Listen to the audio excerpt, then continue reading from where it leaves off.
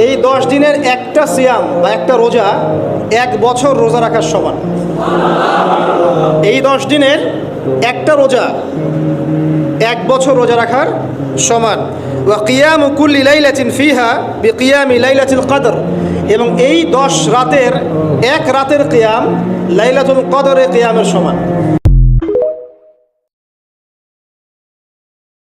আমরা যারা নামাজ পড়ি না, নামাজকে অবহেলা করি, আজকের ভিডিওটি তাদের জন্য। সবাই শেষ পর্যন্ত শুনে যাওয়ার অনুরোধ রইল। কৃষককে প্রশ্ন করা হলো, নামাজ পড়েছেন? কৃষক বলল, আমরা তো চাষা বসা মানুষ, দিনে আনি দিনেই খাই, আমাগো কি নামাজ পড়লে চলবো? নামাজ পড়লে কাজ করম কখন? চাকরিজীবীকে প্রশ্ন করা হলো, আপনি পড়েছেন নামাজ? চাকরিজীবী বলল, আমরা তো চাকরিজীবী মানুষ, পরের চাকরি করি, সময়ের আগে ডিউটিতে যেতে হয়, নয়তো কপালে থাকে বসের চোখ রাঙ্গানি, আমাদের নামাজের সুযোগ কোথায় বলেন? এক ব্যবসায়িককে প্রশ্ন করা হলো, আপনি নামাজ পড়েছেন? ব্যবসায়িক বলল, আমি তো ব্যবসা করি, মাত্রই দোকানটা খুলেছি, নামাজ তো পড়তেই হবে, এটা তো ভালো কাজ, কিন্তু দোকান রেখে নামাজে গেলে দোকান দেখবে কে বলেন? একটা ছোট ভাইকে প্রশ্ন করা হলো, তুমি কি করছো? সে বলল, আমি একজন ছাত্র, কলেজে পড়ি। তাকে প্রশ্ন করা হলো, নামাজটা পড়েছো তো? ছাত্র ভাই বলল, কি যে বলেন, পড়াশোনার যেই চাপ, নামাজ পড়ার সময় কই, তাছাড়া কাপড়টাও পাক পবিত্র নাই, কেমনে কি করি বলেন?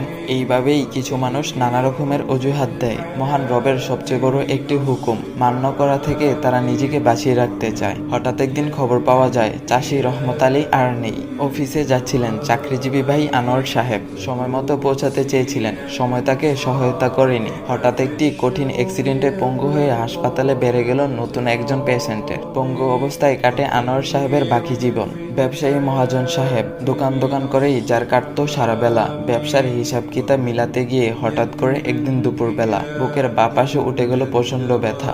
নামাজ পড়ার সময় ছিল না যে লোকটির, আল্লাহকে দেওয়ার মতো সময় কখনো হয়ে ওঠেনি। হ্যাঁ, তিনি হসপিটালে নেওয়ার আগে চলে গেলেন ওপারে। আর হে, ওই যে যুবক ছাত্র ভাইটি, নামাজে যার ছিল চির গাফলতি, অল্প বয়সে ক্যান্সারে সেও চলে গেলেন একদিন। বড় আশা ছিল তার জীবনকে নিজের মতো করে সাজাবে, জীবনের রং রস গন্ধে মাতাল ছিল তার মন, আল্লাহকে চেনার মতো সময় ছিল না তারও। এখন আমরা কি ভাবছি? আমরা কি সেই চাষি রহমত আলী? আমরা কি সেই চাকরিজীবী আনোয়ার সাহেব? আমরা কি সেই ব্যবসায়ী মহাজন?